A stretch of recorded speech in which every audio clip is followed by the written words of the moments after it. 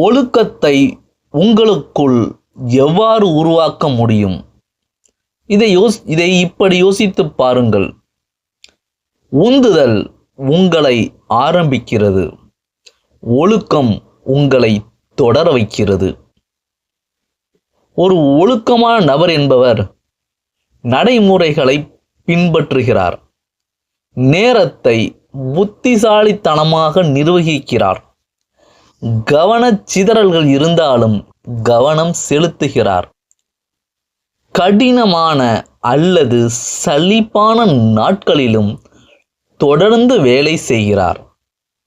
எளிமையான வார்த்தைகளில் கூற வேண்டுமெனில், ஒழுக்கம் என்பது நீங்கள் இப்போது விரும்புவதை விட உங்களுக்கு மிகவும் விரும்புவதை தேர்ந்தெடுப்பது ஆகும்.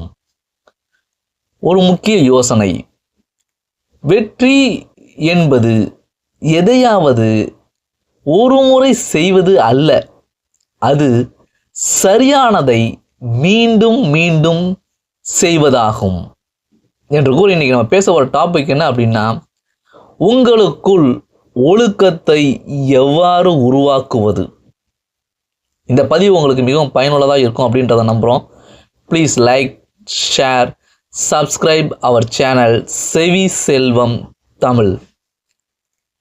ஒழுக்கத்தை கட்டி எழுப்புவது என்பது ஒரே அடியாக கண்டிப்பாக இருப்பது அல்ல.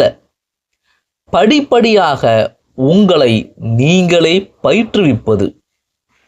நம்பர் 1, தெளிவான இலக்குகளை அமைக்கவும். உங்களுக்கு என்ன வேண்டும் என்பதை சரியாக அறிந்து கொள்ளுங்கள்.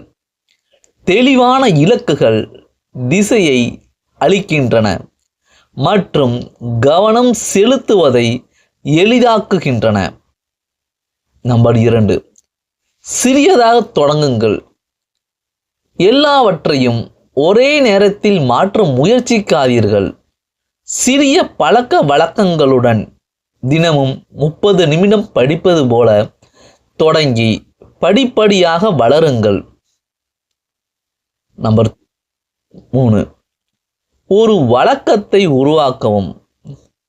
தினசரி அட்டவணையை சரி செய்யவும்.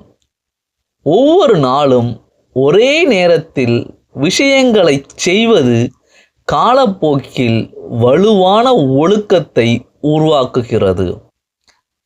நம்பர் 4, கவனச்சிதறல்களை தவிர்க்கவும். உங்கள் நேரத்தை வீணடிப்பதை கண்டறிந்து, அதாவது செல்போன், தொலைபேசி, சமூக ஊடகங்கள் போன்றவை வேலை செய்யும் போது அதை கட்டுப்படுத்துங்கள். நம்பர் 5, சுய கட்டுப்பாட்டை பழகுங்கள். நீங்கள் விரும்பாவிட்டாலும் பணிகளை செய்ய உங்களை பயிற்றுவிக்கவும். இதுதான் ஒழுக்கத்தின் அடிப்படை. நம்பர் 6, நிலையாக இருங்கள். நீங்கள் உந்துதலாக உணரும்போது மட்டுமல்லாமல் உங்கள் பணிகளை தவறாமல் செய்யுங்கள். நிலைத்தன்மை வலிமையை உருவாக்குகிறது. நம்பர் 7, உங்கள் முன்னேற்றத்தை கண்காணிக்கவும். உங்கள் தினசரி முயற்சிகளை பதிவு செய்யுங்கள். முன்னேற்றத்தை பார்ப்பது உங்களை உற்சாகப்படுத்துகிறது. நம்பர் 8, தவறுகளிலிருந்து கற்றுக்கொள்ளுங்கள். நீங்கள் தோல்வியுற்றால் அல்லது ஒரு நாளை தவிர்த்தால் வெளியேற விடாதீர்கள். மறு தொடக்கம் செய்து தொடங்குங்கள். முயற்சியின் மூலம் ஒழுக்கம் வளர்கிறது.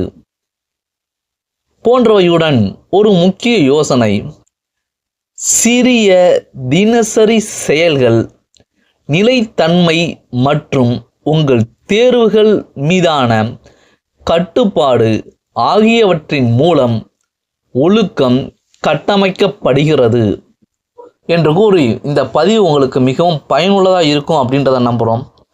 Please like, share, subscribe our channel Sevi Selvam Tamil. Thank you.